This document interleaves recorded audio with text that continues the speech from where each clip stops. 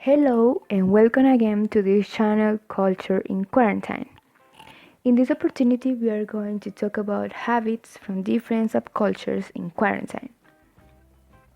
To begin, a subculture is a term extremely used nowadays, and though 2003 said that a subculture is usually thought of as a group that is part of the dominant culture but which differs from it in some important respects. These subcultures depend on factors such as age, ethnicity, class, sex, occupations, behaviors, religion, lifestyles, and geographic region. For example, internet subculture is a lifestyle that revolves around online connectivity including gaming, memes, cosplay, dating, chat groups, etc. Cosplay is a group involved in full immersion into a fictional character.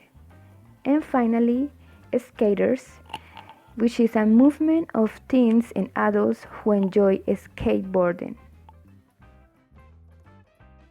The coronavirus pandemic, which has spread to more than 107 countries in the world, has forced us to change our plans, not only here in Colombia, but in different places around the world. A clear example is the United States, where before quarantine, they were used to leading a very different life. Before everything started, communication was not very constant with family members, and the topics of conversation were not as deep as they are today. People were focused on their jobs and debts. Therefore, they didn't share adequate time with their relatives. Furthermore, before this situation invaded the world, people lived without fear of going out, sharing, greeting someone, and leading a normal life. In Colombia, there were some kind of notorious and particular subcultures.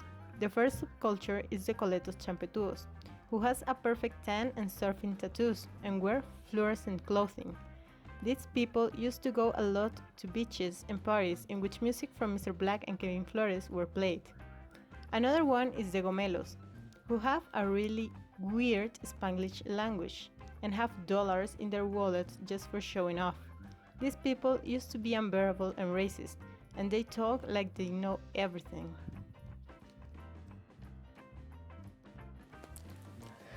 Due to the social restriction caused by the current pandemic, it is not allowed to go out as we used to, unless we want to be fined by the police. This fact has affected all of us. But who are the most affected by this isolation? We can say that the most affected are the athletes and sportsmen, since the physical routine was interrupted with the closure of the places where they used to go to work out, such as gyms, stadiums, coliseums, among others. In certain way, they are an alternative that they take to continue their fitness life, such as jogging or hiking.